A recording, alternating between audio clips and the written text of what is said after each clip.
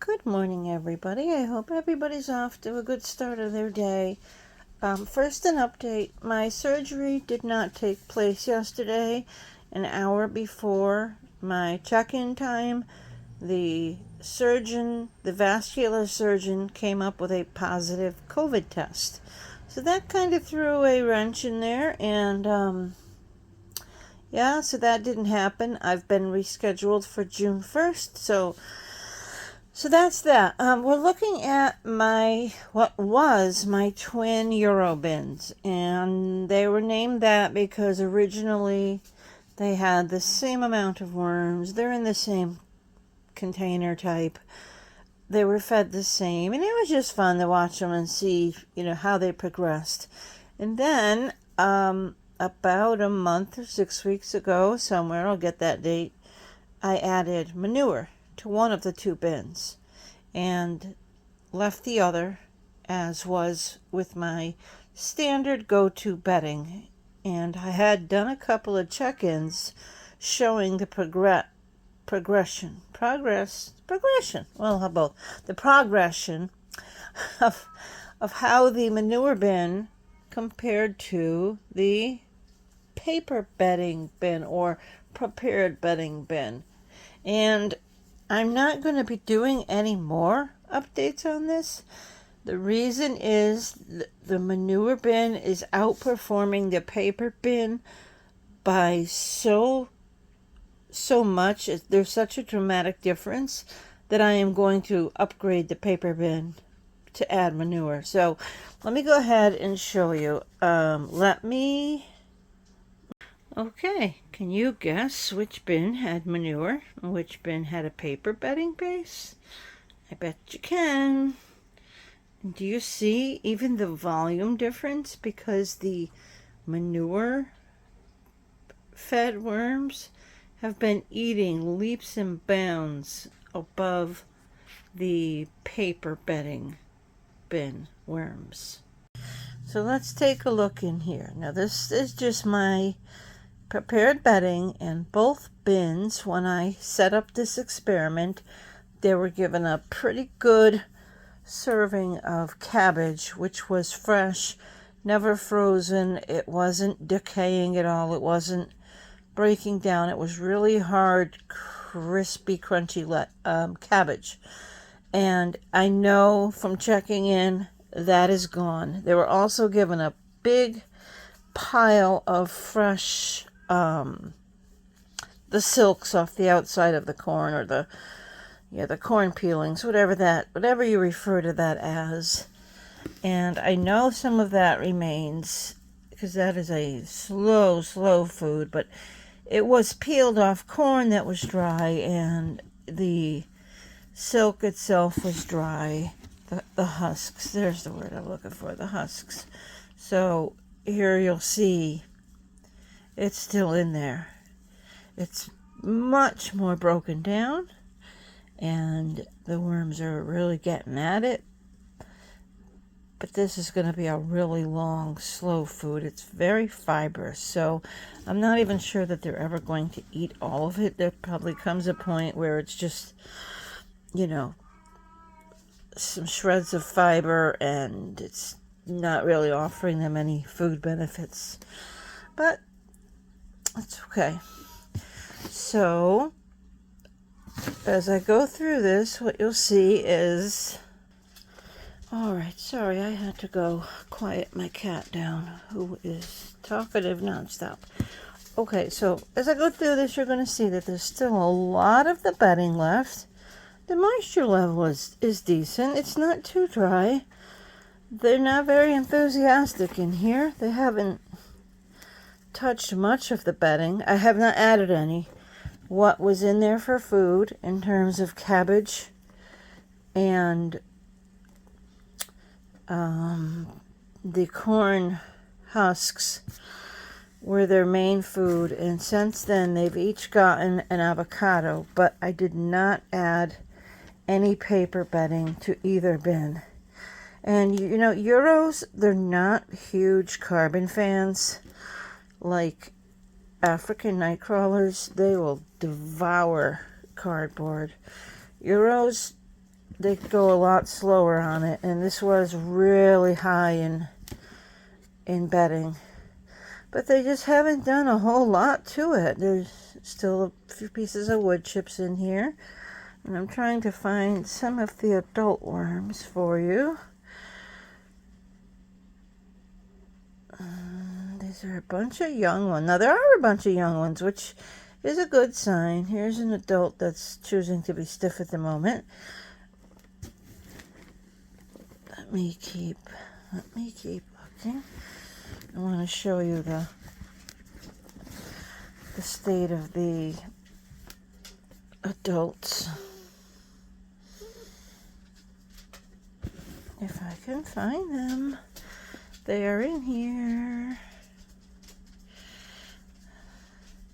I mean, here's a couple. And as you know, with the Euros, they get very stiff when you first pick them up, and then they stretch out, and they stretch out good and big. I used to think I had all stumpy Euros, and then I just kind of realized, you know what, as soon as I let them go, as in this one here, they start to stretch out.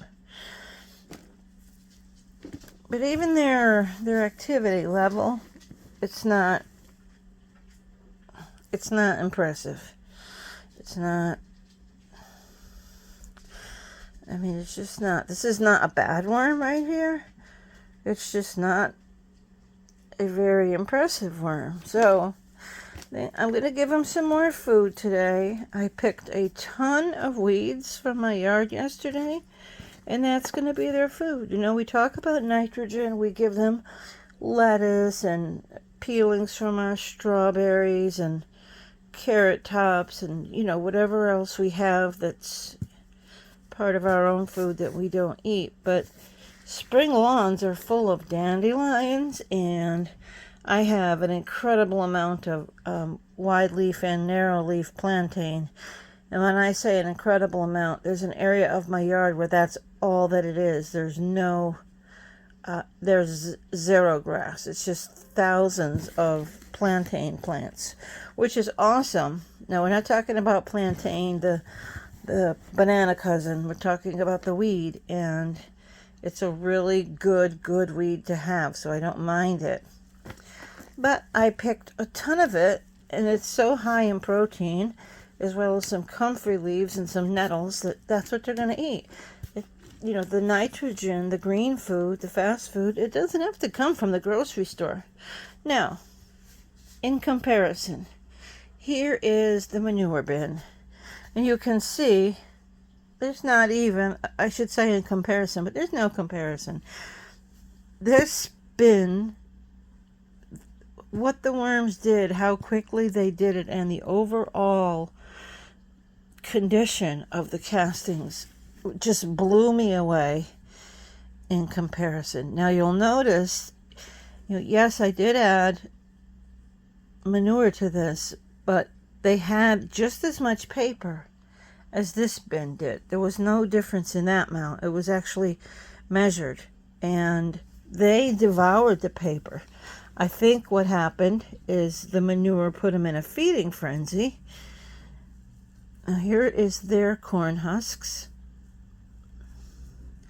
They look to be a little bit more broken down. Definitely less in volume, and you can see right there, nice plump cocoon sitting in the center, as well as some baby worms. So, yep, they have devoured all the bedding. And you may remember I did, in one of the follow-up videos I showed cocoons that were scattered all over the top of this. There's a cocoon right there. Those cocoons have hatched, and there are so many babies in here now. So many. It's probably, I'm going to have to separate them soon. The adults are looking really good. There's so many babies, I have to split off a new bin for the adults. And the adults are getting fat. They're getting back to the way they were when I first bought my Euros. And that is really what prompted me to try this experiment, because there could only be so many things different from what I was doing and what the original seller was doing. And I know they were doing two things different. One, they had them in manure, and two, they were feeding them worm chow. Now, I'm not going to, he's got a little baby on his back. I'm not going to feed worm chow unless I get into a situation where I don't have any scraps and nothing available from the yard, because that defeats the purpose of why I got into worms in the first place, is to, use up all my organic wastes, whether it's from my kitchen or from my backyard, from my compost pile. And, I don't want to, if I was selling these worms and needed them to be mega size, I would invest in the materials to make worm chow, but I don't need to spend money when I have so much available for free. All I have to do is walk out the door. I'm not a big produce person my own self. I end up throwing away half of what I buy because I don't eat it. Well, I shouldn't say throw away, it goes to the worms, but and I live alone, so there's not a whole lot of scraps that come directly from my kitchen, but I have an abundance in my yard of all kinds of things that I pull up and give to them. So, yeah, you can see how much fatter these guys are. I mean, they are so fat, and there are so many babies right now. I'm using a little table right now to keep both of these bins side by side, so I could show you them and compare the two. And because it's so high, this little table, I can't use my tripod. The tripod would be right in the worm, so I'm using my hand, which is making it difficult. So that's why I'm not further away.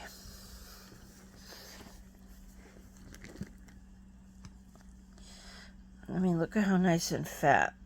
That's the way I remember my Euros being. But oh my goodness, there's so many youngins in here.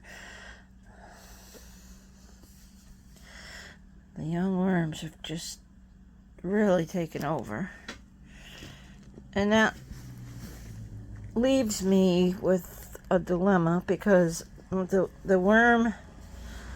my worms, the volume has slowly crept up. I used to have 5 or 6 worm bins. Well, of course, there was a time I had one, and it was outside. And then I started bringing them inside, and I had 2, and that went to 3, and that went to 6. And, well, now I'm up to over 40. And these worms live in my family room, in my dining room, in my bedroom. It is, excuse me, it's too difficult with my back to bring them in the basement and back up again. I've just decided to leave them in here. But because of that, because they're in the main living portion of my house, I can't keep adding more and more bins. So at some point, I'm going to have to just not separate, and the worms will reach a capacity where they'll stop reproducing. Because there's only so many, and every time I separate them, I have to buy more bus bins. That's the only expense, other than buying the crushed oyster shells or oyster shell flour, because I don't really have enough grit. I don't eat very many eggs, and grit is the one thing that I haven't figured out how to reproduce from my backyard. Now, when I go to the shoreline in the summer, I collect oyster shells, and I will smash those up. I don't have a good grinder, so I end up just rolling them up in a rag and smashing them with a hammer, which does a good job. But it's not enough to satisfy the worms throughout the whole year, especially now that I have, I think, 44 or 45 bins. And actually, I have to make another one today, and I will show you why in here just a minute. I'll probably actually jump over to another video for that. So you can see these worms. Let me go down close. You can see that they are fat, that they are really good color, really good moisture, and you'll see how many young. Oh, there's another cocoon right there in the center of your screen. So even though there's a ton of babies, so there's another cocoon. There's actually two, because there's one right here, and then there's another right there. So even though this bin is crowded and it's full of babies, and it's really at pretty close to being at capacity. If I had two hands right now and could flip over all of this at once, you would see how many worms there are, because they're all in big pockets at the bottom. But this bin is at capacity, I would say, for numbers, and yet they're still breeding, and I think that's because the food is so plentiful, because it's manure. But this bin is now finished, and that's the other thing. It's the other thing that makes me want to switch the other one right away, is because they went through this in record time. So, why take 6 weeks or 7 weeks for a bin to complete if they can get it done in 3 weeks? Have a complete turnaround every 3 weeks. At least as long as I have some manure left. I'm going to be upset when it goes now, because I've gotten spoiled. But, I appreciate what I have while I have it.